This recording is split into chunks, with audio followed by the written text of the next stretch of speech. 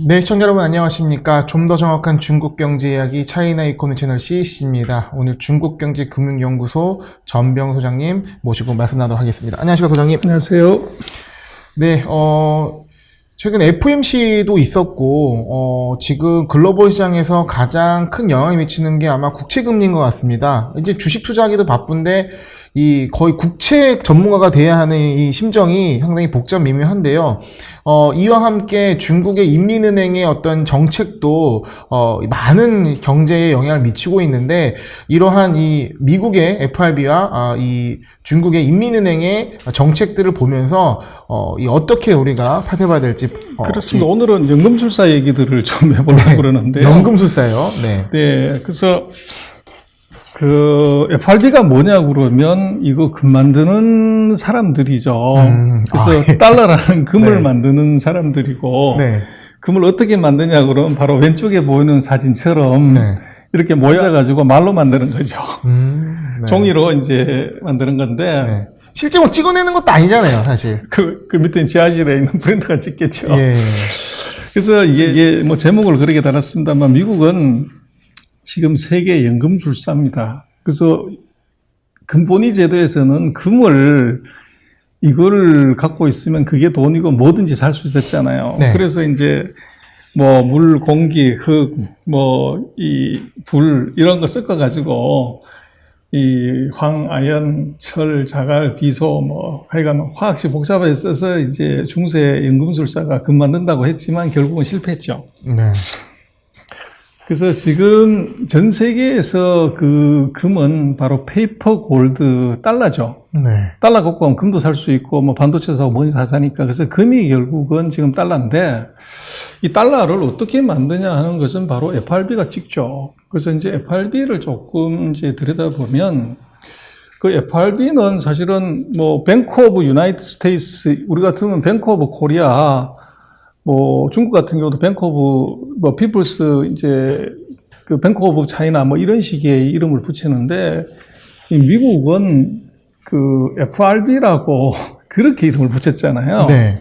그래서 이게 이제 좀 다른 점이고, 그래서 이것은 한 개 은행이 아니라 연방은행이라는 거죠. 몇 개가 은행이 합쳐진 은행연합회죠, 우리로 치면. 네. 이게 이제 미국의 그 은행이고, 근데 이들이 뭘 하냐 하는 것이 이제 중요한데, 거기에 보면은 이제 그 공개시장, FOMC라는 위원회도 있고, 그리고 연방은행들을 회의하는 것도 있고, 그리고 이사회도 있고, 뭐 이런 이제 세 개가 실제로는 이제 미국의 금융정책을 오퍼레이션 하는데 거기서 이제 중요한 일이 뭐냐 그랬을 때 돈도 풀고 금리도 결정하고 금융 안정도 하고 뭐 이런 기능이 있는 거죠. 근데 이제 우리가 여기에서 계속적으로 보는 거는 그럼 이거 미국은 언제부터 이런 거 했냐고 그러면 이게 107년 됐어요.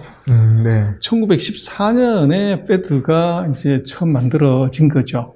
그래서 굉장히 긴 시간 동안 됐고, 그 사이에 16명의 이게 페드 의장이 이제 바뀌었고, 그래서 지금처럼 요런 시스템으로 된 것은 요것은 이게 뭐 그렇게 길지는 않아요. 그래서 지금 중요한 것은 우리가 페드를 보는 이유는 세계 연금술사들이 이게 입김을 한번 내보는 순간에 전 세계 이제 주가 금리, 환율, 이게 동시에 움직여버린다는 거죠. 네. 그래서 이제 중요한데, 그것은 이제 어떻게 하냐면, 바로 그 연방공개시장위원회 FOMC라고 하는 데서 투표로 결정을 합니다. 그래서 우리도 그 한국은행에서 이제 금통위가 투표를 하죠. 네. 그러고 끝나고 나면 이제 그 총재가 발표하듯이. 그래서 지금 이 연금술사들이 하는 일이 뭐냐면 금 만드는 일이기도 하지만 지금 21세기에서 놓고 보면 제일 중요한 게 그 바람의 파이터, 네. 이게 싸움하는 사람들이죠. 그래서 뭘 싸움하냐 그러면 바로 인플레이션. 그래서 사실은 이 FOMC, FRB의 제일 중요한 이유는 파티를 열심히 이제 해서 막 신나게 놀 때 그때 접시를 확 쳐버리는 거. 그게 이제 FRB의 역할이죠. 속도 조절해준 역할이네요. 그렇죠. 네. 그래서 이게 정말로 그 경기가 좋다고 하는 바람에 맞서가지고 바람하고 정반대로 거기서 이제 그 파이팅을 하는 거. 그래서 인플레이션을 먼저 막는 게 요게 이제 페드의 역할이죠. 네. 그래서 지금 뭐 10년 만기 국채가 올라간다 어쩐다 막 얘기를 하면은 그걸 누가 막냐? 그게 이제 FRB가 해야 될 일이죠. 그러다 보니까 FRB는 싸움꾼이다. 이제 이렇게 생각을 할 수가 있고, 그래서 이제 사람들로 놓고 보면 많이 우리가 보는 게 이 비둘기냐 매냐 뭐 그런 얘기 많이 하는데, 네. 그게 결국은 이 경기를 보는 관점에서 이거 경기를 죽여야 된다고 하는 쪽은 이제 매가 되는 거고, 살려야 된다고 하는 것은 이제 비둘기가 되는 거죠. 그래서 우리는 금융시장 쪽에 있기 때문에 이제 비둘기를 좋아해요. 아, 그쵸. 증시가 네. 상승하는 게 좋으니까. 근데 사실은 네. 그 경제 입장에서 보면 매가 중요해요. 오버히팅 되는 것을 막느라고 먼저 네. 막아주는 이제 벨웨더, 그 신호를 주는 사람이 사실은 훨씬 더 중요하고 의미가 있는 사람이죠. 필요한 존재네요. 근데 이제 금융시장에 있는 사람들 입장에서는 다 싫어하죠, 매파를. 무서워합니다. 근데 그게 그 문제는 이제 슈퍼 비둘기하고 매하고 항상 싸우기 때문에 FRB의 문구는 항상 애매모호하게 얘기를 해요. 의장도 나와서 할 때 이게 지금 금리 올리겠다는 건지 내리겠다는 건지 경기가 좋다는 건지 나쁘다는 건지 이게 정말로 행간의 의미를 깊이 보지 않으면 이해를 못해요. 네. 그래서 그것은 이제 제가 볼 때는 FRB의 전통이기도 하지만 그만큼 이제 매하고 비둘기가 그 안에서 많이 싸웠다는 거죠. 싸워서 누가 이길지를 정확하게 잘 모르기 때문에 이제 그런 일이 벌어졌고, 그래서 이제 우리가 FOMC라고 얘기하지만 12개 은행들이 이게 모인 거예요. 연방은행 12개가. 그래서 51개 주고 뭐 어쩌러지만 그 옛날에 이제 그 미국의 줄을 보면 그 관할하는 지역이 12개로 나눠졌다는 거죠. 네. 그래서 지금 FOMC 위원 같은 경우는 이제 12명인데 그 중에서 대통령이 직접 임명하는 게 7명이고 나머지 5명은 이제 지역 연준 총재가 돌아가면서 이제 하는 거죠. 그래서 이제 중앙은행 출신이 7명, 지역이 5명, 이런 식으로 이제 되어 있고, 그래서 이제 FOMC 같은 경우를 보면은 12개 연방은행인데 이게 보면 그 관할하는 지역이 다 달라요. 그리고 이 지역이 이게 그 주의 경계하고도 다릅니다. 네. 그래서 이제 요거는 이 기준이 어떻게 되어 있냐면 100년 전에 이게 때문에 그때는 이 역마차하고 기차가 다니는 그 지역 기준으로 이게 갈라진 거예요. 되게 과거의 유산이네요. 그렇죠. 예. 그 104년 됐으니까. 그래서 이게 이제 이렇게 이 지역이 되어 있는 것은 철도가 하룻밤에 이 하루만에 도달할 수 있는 도시, 그거 기준으로 이걸 잘라놓은 거예요. 네. 그러다 보니까 이제 미국의 51개 주가 지금 12개 지역으로 나눠져 있고, 그래서 거기에 각각의 은행들이 설립이 돼 있었던 거죠. 그래서 요게 다 모여가지고 은행연합회를 맡은 게 이제 FOMC고, 그래서 그 12개 은행들은 이제 뉴욕 연방은행을 빼놓고 총재를 빼놓고 나머지 사람들은 4명씩 돌아가면서 이제 이 위원으로 들어오는 거죠. 그래서 이제 생각을 해보면 뉴욕 연방은행장은 무슨 뭐 그 백이 있기 때문에 안 바뀌고 계속 말뚝이냐 이런 의문을 가질 수가 있죠. 네. 그래서 이제 원래 이게 그 1935년까지 이제 그 전까지 기준금리는 월가가 이제 뉴욕에 있잖아요. 그래서 뉴욕 은행이 지가 이제 주도해서 다 해먹었던 거죠. 뉴욕이 정하면 그게 표준이 되는 그렇죠. 상황이거든요. 그래서 나머지는 그냥 뭐 그 고무도장 그냥 거수기 역할만 했고, 그래서 이제 문제가 그때 1935년까지는 뉴욕 은행장이 다 해먹었는데 그게 문제가 하나 생겨요. 바로 이제 대공황이 벌어진 거죠. 1930년. 네. 그래서 이거 어떤 놈 때문에 이렇게 됐어. 그래도 뉴욕, 니 때문에 그렇게 된 거야. 그래서 이제 이게 그 다른 은행들이 이제 힘을 쓰게끔. 혼자 감당하기엔 너무 커져버려서 그렇죠. 상황을 대응하기 위해서 같이 좀 회의해가지고 결정하자. 그렇죠. 바뀌었네요. 이게 이제 FOMC고, 그래서 이제 이 달러를 찍어내는 신전에 이제 매파하고 비둘기파가 싸울 수밖에 없는 것은 이제 각 지역별로, 예를 들면 우리 지역은 경기가 너무 좋아요. 네. 근데 예를 들어서 서부는 지금 경기가 안 좋아. 그러면 이제 동부는 이건 금리 올려야 되겠다고 얘기를 하고 서부는 무슨 소리 하냐. 이렇게 해서 이제 치고받고 싸워서 그래서 비둘기하고 매가 생기는 거죠. 그래서 우리는 야, 저 사람은 초부터 저것은 항상 금리를 올려야 된다고 그래. 네. 이렇게 얘기하는 사람인데 그건 틀렸다는 거죠. 그래서 그 사람이 지금 취하고 있는 대표하는 지역의 특성을 이제 반영을 한 거지 그 사람이 원래 그렇다. 이게 사실은 그런 건 아니고요. 거의 연방 하나 거의 나라 수준이기 때문에 상황이 다 다를 수 있겠군요. 그렇습니다. 예. 그래서 이번 2021년에 지금 여기 멤버들이 나와 있고 거기에 이제 그 순서대로 그 교체 멤버들이 지금 들어와 있습니다. 그래서 그러니까 1년에 8번 그 워싱턴에서 이제 하게 되고 그러고 FOMC 이제 개최 2주 전에 수요일 날 이제 베이지북이 나오게 되고 또 회의가 끝나면 바로 이제 뭘 얘기했는지를 봐야 되는데 그 의사로 본 3주 뒤에 이제 나옵니다. 네.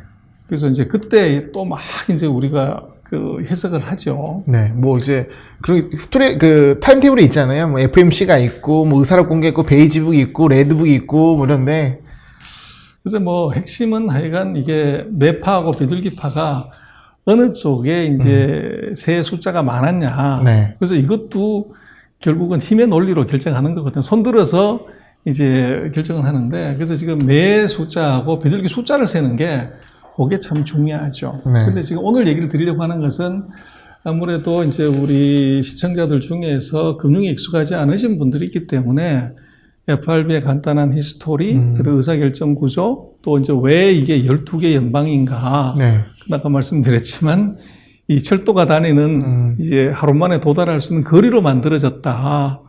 이제 그런 의미에서 이게 됐다는 거고요. 제 입장에서도 이 FMC 이렇게 깊게 다룬 본 거는 처음인 것 같아요. 네. 아무래도 그러시죠, 뭐. 네.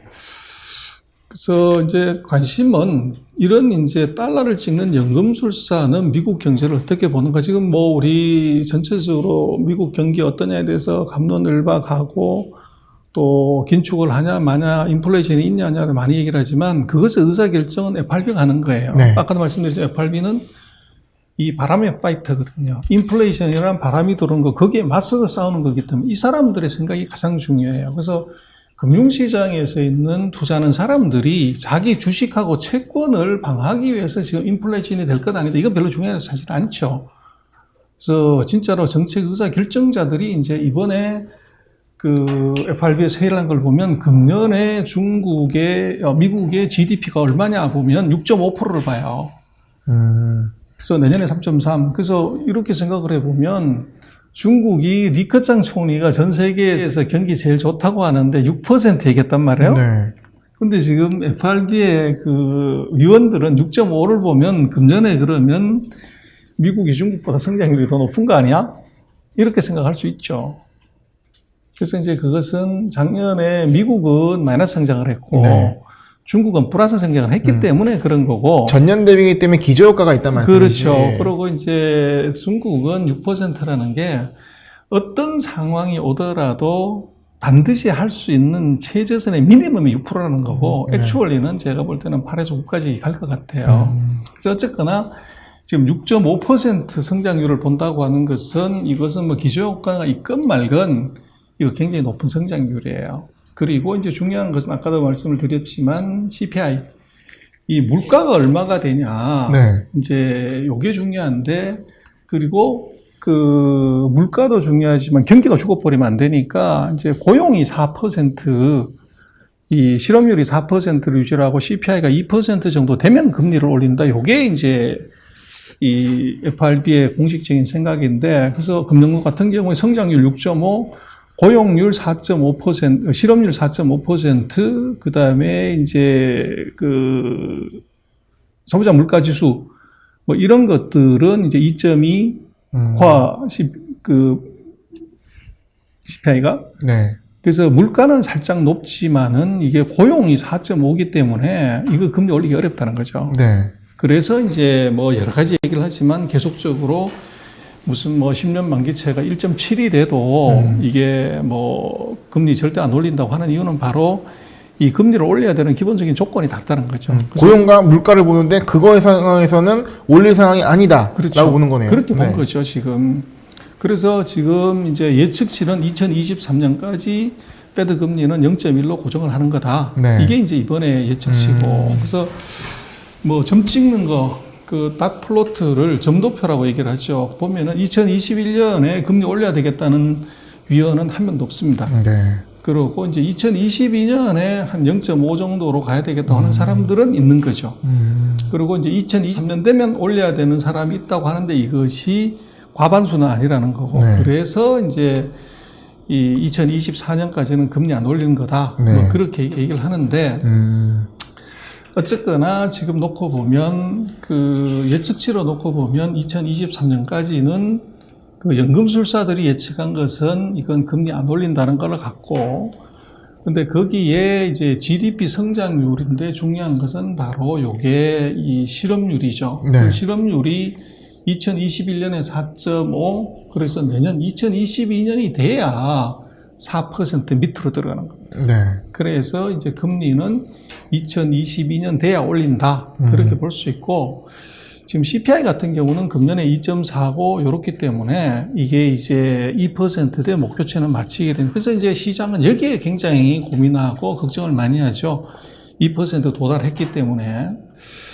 근데 어쨌거나 하여간 지금 위원들의 생각을 놓고 보면 점도표로 쭉 찍은 거 보면 2021년에 금리 올려야 되겠다는 사람은 한 명도 없고 2022년에 이제 올려야 되겠다는 사람이 4명, 2023년이 지금 6명, 7명. 이런 정도로 지금 형성이 돼 있다는 거죠. 네. 그래서 지금 놓고 보면 결국은 이제 금리 문제나 그 긴축의 문제는 코로나를 봐야 돼요. 그래서 FRB 의원들의 입을 보는 것이 아니라 이 방역이 어떻게 되고 있냐, 이게 중요하죠. 이게 빨리 끝나면 경기가 빨리 좋아지고 빨리 이게 금리를 올릴 가능성이 높은 건데 우리는 사실 그것보다는 이제 뭐 그 시장의 센티먼트에 너무 민감한 것 같아요. 그리고 지금 코로나 안정은 뭘로 이루어지냐면 제가 볼 때는 백신 접종 데이터를 봐야 돼요. 그래서 중국이 어떻게 제가 빨리 했냐고 그러고 중국은 외부로 정보를 공개 안 해서 그렇지만 이미 백신 접종이 9천만 명 이상 접종을 했다는 거거든요. 네. 그래서 전 세계에서 가장 많이 접종을 한 건데 오피셜리 얘기를 안 해서 그런 거고 그래서 중국 경제가 가장 빨리 튀어오르고 이제 그 이유도 놓고 보면 바로 백신을 맞은 사람들의 숫자가 많다는 거죠. 저게. 이제 그런 것이 있고, 그래서 앞으로는 이제 그 백신 접종 상황을 이걸 좀 실시간으로 체크해 봐야 된다는 생각이 들고요. 그래서 지금 미국이 금리를 올리냐 마냐 하는 것은 바로 이 기저효과 때문에 나타나는 CPI가 아니고 경제 활동 수준을 보면 지금 그 미국이 빨간 색깔인데요. 이게 기준보다 한참 아래예요. 그래서 이게 이제 그 금리를 올리기가 좀 어려운 점이고, 근데 여기서 이제 뭔 지표가 하나 나오냐면 위원들이 생각하는 것의 변동성, 요거를 이제 또 데이터를 만드는데 각 GDP라든지 뭐 이걸 놓고 보면 CPI가 높지 않다고 하고 이제 인플레이션이 아직 낮다고 하는데 예측치의 변동성을 보면 이게 2020년 하반기부터 굉장히 커요. 네. 얘기는 무슨 얘기냐면 높게 예측하는 사람하고 낮게 예측하는 사람의 진폭이 크다는 거예요. 편차가. 그 얘기는 무슨냐면 그 FOMC의 위원들도 앞으로 경기에 대해서 확신 못한다는 거예요. 높게 보는 사람도 많고 낮게 보는 사람도 많고 그러니까 이게 표준 편차가 커진다는 건데 그 얘기는 지금 경기를 회복한다고 하지만 거기에 대해서 확신을 못 갖는다. 지금 딱 시장이 그런 것 같습니다. 하루하루가 예측이 달라요. 그렇죠. 예. 그래서 FOMC 위원들도 마찬가지라는 거죠. 그래서 그 얘기는 아직은 이것이 바닥을 완벽하게 탈출해서 완전한 회복이라고 이렇게 컨센서스가 나오지 않았다는 거죠. 네. 근데 그게 이제 그 혼란이나 불안이 시장의 불안으로 이제 오게 돼 있고, 그래서 지금 그 위원들이 예측 오차를 얼마를, 그러니까 하이하고 로하고를 보면 이게 GDP도 플러스 마이너스 1.6, 그럼 이제 여기서 6.5에서 만큼 빼야 되는 거죠. 그리고 실업률도 플러스 마이너스 0.8, CPI도 0.9 이렇기 때문에 2.4라고 하더라도 거기서 0.9를 빼버리면 1.5가 되는 거죠. 그러면 이게 훨씬 더 미치라는 거예요. 그래서 이게 이제 우리가 그 FOMC 회의 결과에 나오는 것은 미대한 값, 중간 값을, 그러니까 18명 중에서 9명에서 10명의 생각을 낸 것이고, 맨 위에 있는 사람하고 18등하고 1등은 무슨 생각이었냐에 폭이 얼마나 크냐가 사실은 그게 더 의미가 있어요. 그래서 지금 이제 예측 오차를 좀 보게 되면 폭이 워낙 크기 때문에 위원들 간에 컨센서스가 이루어지지 않았다. 그렇게 되면 합의봐가지고 올리자든지 떨어지나 이걸 못한다는 거죠. 네. 치고받고 싸우기 때문에. 그래서 FOMC 회의에서 금리를 올릴 거냐 말 거냐는 사실은 예측 오차들을 한번 보는 것. 이게 이제 예측을 하는데 굉장히 좋은 참고가 돼요. 근데 그럼 더 많은 데이터도 필요하고 더 많은 논쟁이 필요하겠네요, 시간이. 그렇죠. 그래서 예. 우리는 자꾸 이제 결과만 보는데 조금 요걸 안을 들여다보면 이런 지표들을 체크해 보게 되면 그 지금 있는 상황을 조금 정확하게 볼 수 있다. 네. 그렇게 얘기를 드릴 수 있고. 네. 그러면 위안화의 신전인 인민은행에 대해서는 한번 쉬었다가 2부에서 말씀을 그러시죠. 해주시면 좋을 것 같습니다. 예, 선생님 오늘 말씀 감사합니다. 네.